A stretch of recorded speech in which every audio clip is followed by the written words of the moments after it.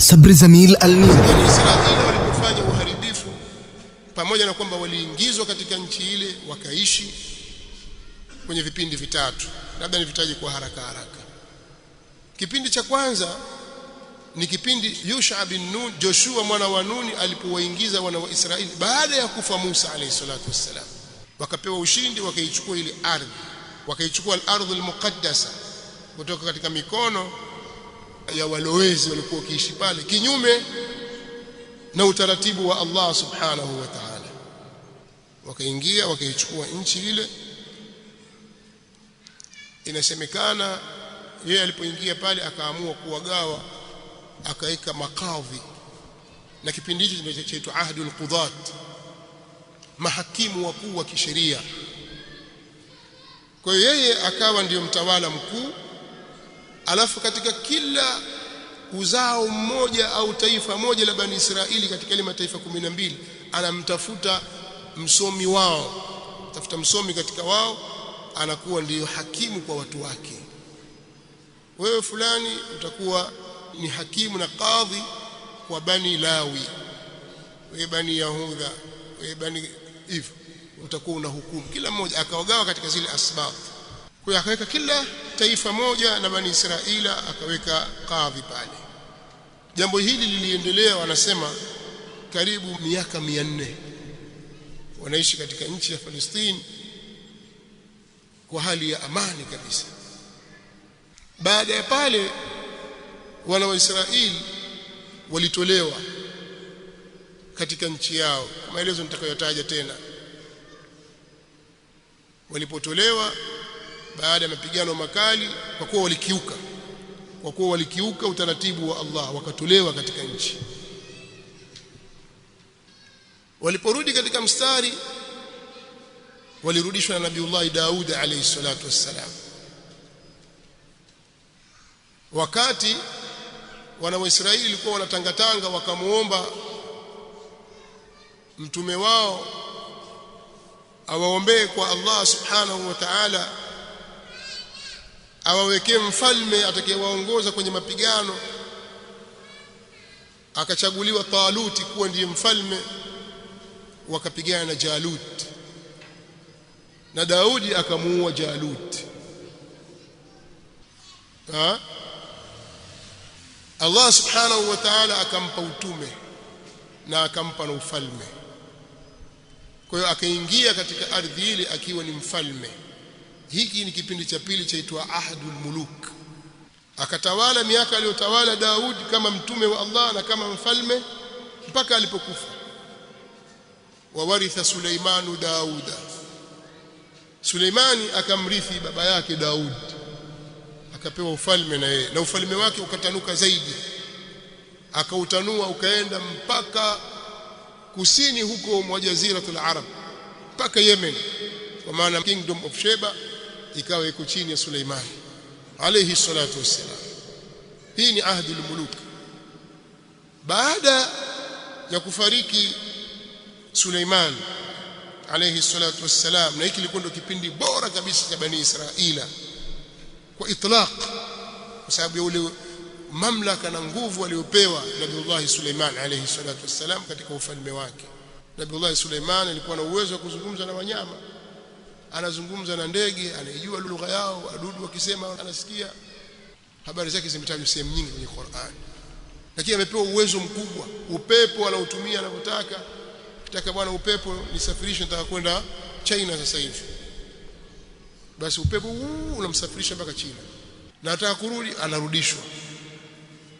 Ana majeshi makubwa ya binadamu, ndege na majini, wote ni wanajeshi wake, na wengine ni wapagazi, wengine ni vibarua, na wengine kazi yao kupiga mbizi, yaghusuna fil bahr,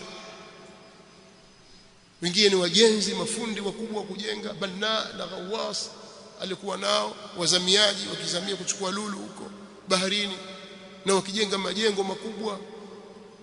Na ishara ya ufalme wake mkubwa kabisa Nabiullah Suleiman alayhi salatu wassalam ni pale alipokuja ule mfalme wa Saba, watu wanamuita Balqis. Alipofika katika mamlaka ya Suleiman alayhi salatu wassalam, قيل لها ادخل الصرح فلما رأته حسبته لجة وكشفت عن ساقيها قال إنه صرح ممرد من قوارير. akamtoa shamba pale. Amekuja Bilqis au Malikatu Saba kwenye mamlaka ya Suleiman, akasema ngoja tumuonyeshe. Akaambiwa ingie kwenye kasri hili, jengo zuri limejengwa la kioo. qila la adkhul as-sarh falamma ra'atuhu, alipoliona lile jengo namna lilivyojengwa kama vile maji yanatembea namna hiyo, akapandisha nguo zake, akaona kwamba hapa nitatota hapa mimi. Akaambiwa acha ushamba, innahu sarhun mumarrad min qawarir, yani kuonyesha kile kiwango kikubwa kabisa walichofikia katika ufundi. Majengo ya vioo, chini kunapita maji na hivi. Huwezi kutasawari maelfu ya miaka iliyopita mambo yalikuwepo, kwa sababu alikuwa na banna na ghawas. Mfalme akitaka kuna mahali popote anakwenda, hakuna Air Force One wala nini, upepo unampeleka kisha kwenda kafika, anahukumu anarudi. Majini anayatumia, chapa viboko, twende huku, fanya hivi. Mara wengine wamefungwa, funga jela. Majini anatasarraf katika ufalme. Amepewa ufalme ambao la yambaghi li ahadin min ba'di, hautapatikana kwa yoyote baada yake. Unafahamu? Kwa ilikuwa ni katika azha ahdi bani Israila ala al-itlaq. Lakini Nabiullah Suleiman baada ya kufariki ikaja kipindi cha tatu itwa ahdul inqisam, kwa sababu wale watoto wake wawili waligawana, wakagawana mamlaka yao, mmoja akaenda kaskazini na mwingine akabaki upande wa kusini. Wale watu wa kaskazini hawakutoka, walirithi ufalme akiwa waligawana. Rahbaam ibn Suleiman yeye alikuwa ameshikana na watoto na wajukuu au kizazi cha Yahudha na watoto wa Binyamin. Wao wakaasisi dola yao kusini mwa Palestina, ambayo asima yake ilikuwa ni Baitul Maqdis. Mtoto wa nani? Mtoto wa Suleiman aitwa Rahbaam. Yeye akachukua upande huu wa kusini, akawa yuko na Baitul Maqdis, lakini na familia mbili za watoto wale 12, familia ya Yahudha na familia ya Binyamin. Yule mwingine ikaitwa Daulatu Yahudha kwa sababu ya sibti ya Yahudha, ambaye katika kizazi chake ndio ametoka Nabiullah Daud alayhi salatu wassalam. Na Yarbaam yeye akatengeza dola yake upande wa kaskazini wa Palestina, ikaitwa Daulatu Israila, dola ya Israeli, na mji mkuu ilikuwa ni Nablus. Sawa.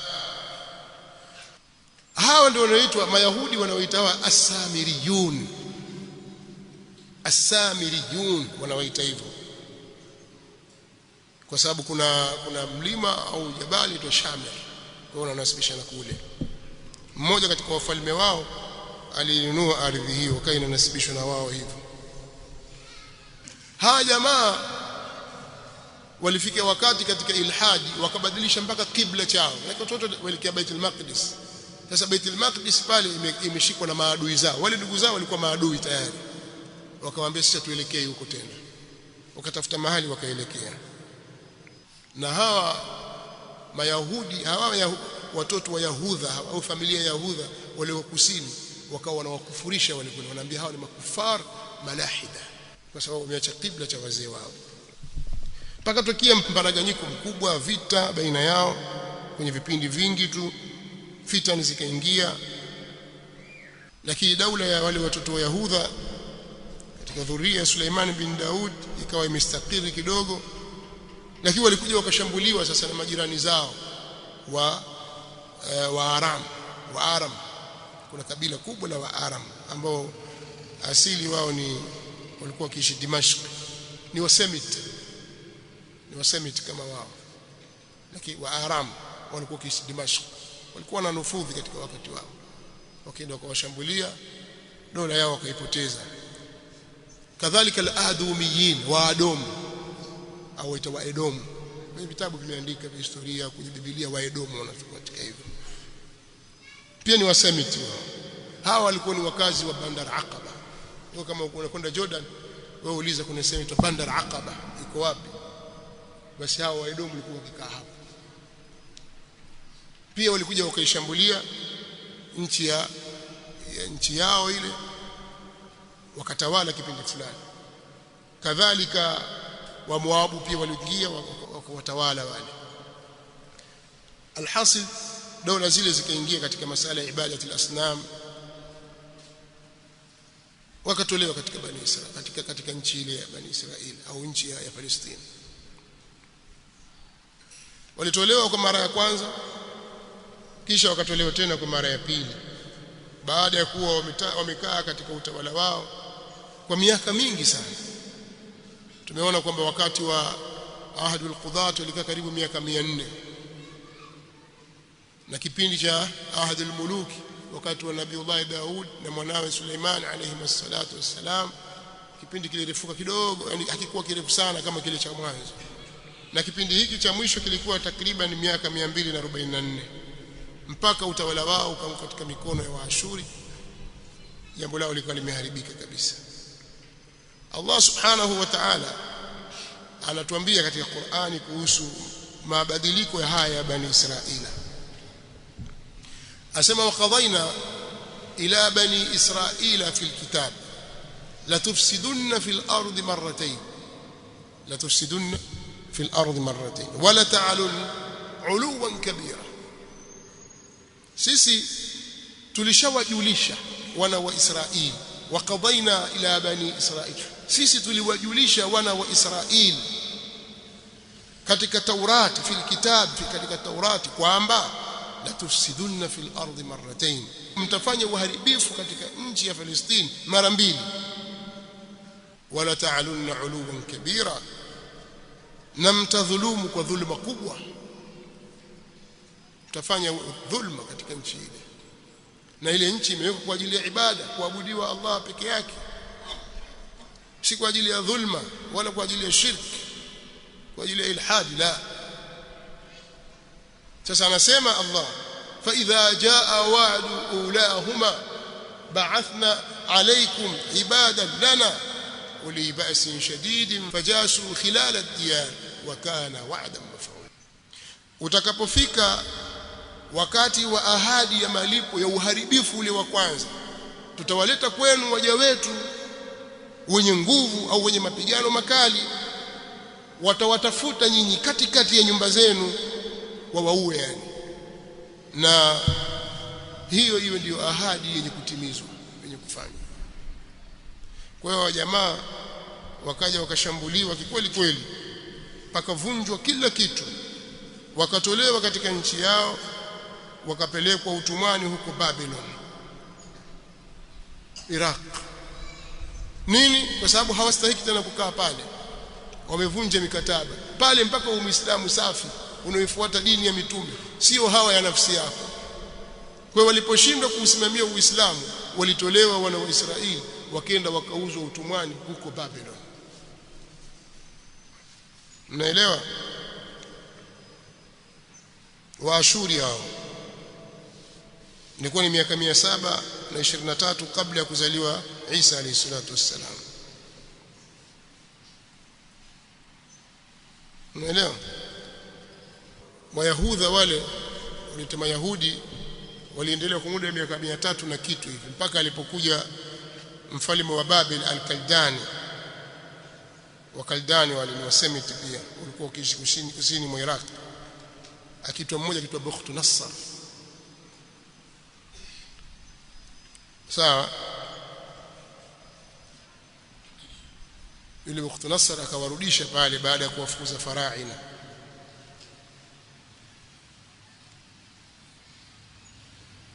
Kisha wakatolewa tena kwa mara ya pili, na hii ilikuwa ni wakati wa Warumi. Wakaja wakafanya uharibifu tena, wa Roman au Warumi wakaja wakaitawala ardhi yao, wakawatoa wana wa Israeli, wakawaua vibaya vibaya, wakaendelea kuitawala mpaka wakati wa kuja Isa mwana wa Maryam. Ikawa Warumi ndio wana nguvu katika ardhi ile. Bani Israili wakiitwa Bani Israili au Wayahudi hawapo, hawaonekani, wanyonge kabisa. Na wale walivunja Baitul Maqdis na ile sehemu walikuwa wakiabudu Mayahudi, wakavunja kila kitu, wakaharibu. Hali kana namna hiyo. Kwa hiyo nataka kusema kuwa nchi ya Palestina ni nchi inayokaliwa na watu wenye imani ya mitume, imani thabit.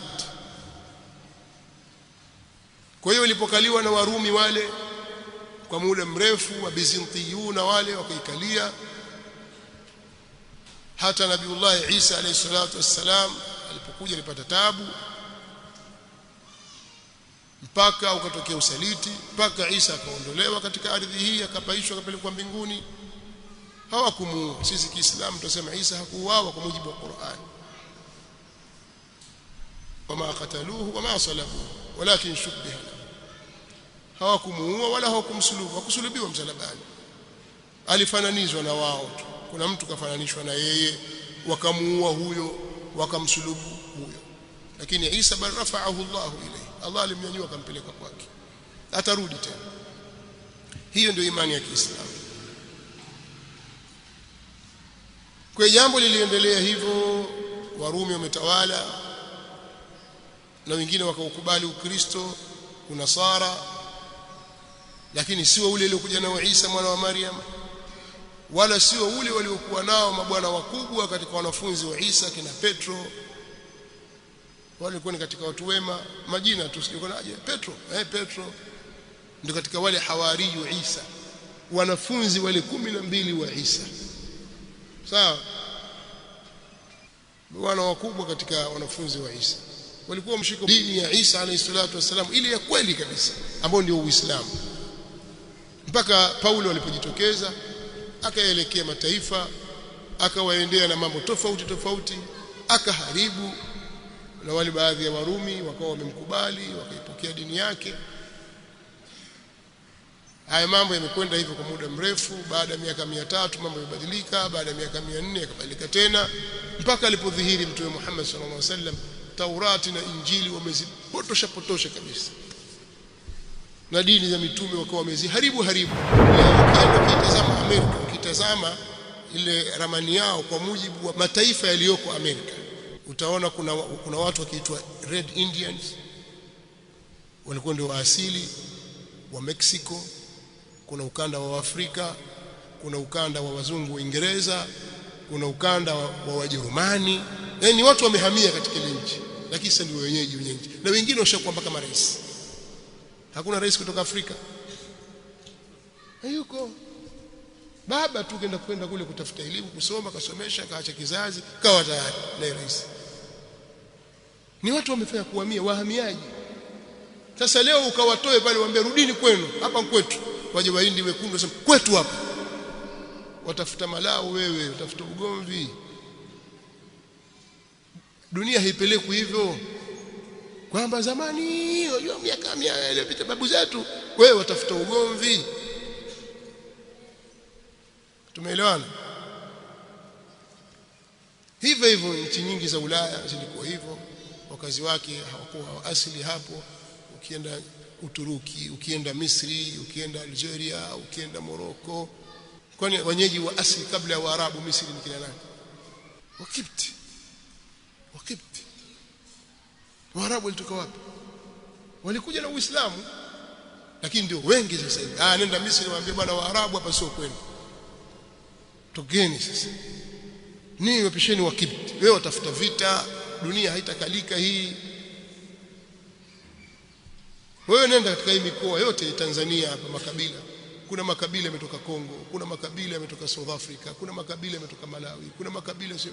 Watu wanafanya kuingia, hawa wametoka, hawa wameingia. Kwa hiyo sisi hatujui kwamba kabila hili limetokea Burundi, hili limetokea Kongo. Kwa hiyo sisi hatujui hawa wamevuka kutoka bonde la Ufa upande wa Kenya. Hatujui historia hizo. Sasa wewe ukitaka kuleta maneno sasa hivi kwamba nyinyi Warangi rudini Ethiopia, Mzee Rungo ndio Ethiopia, mjua nani? Watafuta vita, tafuta vita. Sasa kikanuni tu za kidunia pia mambo hayako namna hiyo. Leo namleta vipi mlowezi katika nchi, wamkita pale kimabavu, wamlinda, aua, afanye ujeuri kabisa pale na kibri, ana haki hapa nini? Isaka, Yakubu, wewe mjue Yakubu ni Isaka. Dunia iko kimya, bali yamsapoti yule. Waliamua kufanya dhulma, lakini lengo pia kimkakati zaidi, lengo lao ni kumweka Mzayuni pale kwa lengo la kuudhoofisha Uislamu, kwa sababu katika mipango yao Mayahudi hawa Wazayuni wanasema ramani yao inaanza mto Naili mpaka mto Frati. Watahakikisha maeneo yote haya wanayachukua, yani kutoka Misri mpaka Iraq. Kwa hiyo katikati hapo kuna nchi zote za Gulf zitaingia, ikiwemo Saudi Arabia, Kuwait, Qatar, Bahrain, Emirates, Oman na Iraki yenyewe katika baadhi ya maeneo mpaka mto Furat. Na Yemen pia ni yao, sababu pia Mayahudi walipita huko, na Makka na Madina. Basi Madina Ausi walipokuja waliwakuta wale Banu Qainuqa na Banu Nadhir na Bani Quraidha, kwa kote kwao huko, na walifanya mihawala tofauti ya kutaka kuziteka hizi ardhi tangu zamani. Hata wakati wa Warumi baada ya vita vya msalaba walifanya majaribio. Sio hayo tu, walifanya jaribio pia la kuingia Madina, wakalifukue kaburi la Mtume sallallahu alaihi wasallam, alafu watoe mifupa yake, alafu wafanye biashara sana Waislamu. Bwana, sisi tushachukua mifupa Mtume wenu, mtatuachia Palestina, mtuachie. Mkituachia tuwapa Mtume wenu. Hili jambo lipo, limeelezwa na wanazuoni na lilitokea.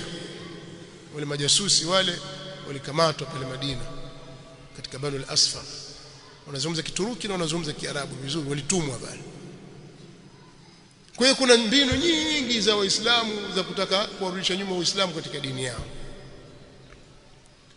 Mimi ninavyoamini kwa yakini kwamba jambo hili liko kwa mpito sana, lakini Myahudi hawezi kufanikiwa. Sio Myahudi wala sio Mnasara wala sio washirika wao, hawezi kufanikiwa. Lakini ni lazima sisi Waislamu tujitambue wenyewe ni kina nani, tunatakiwa tuwe vipi, basi alafu tuanze kuchukua hatua.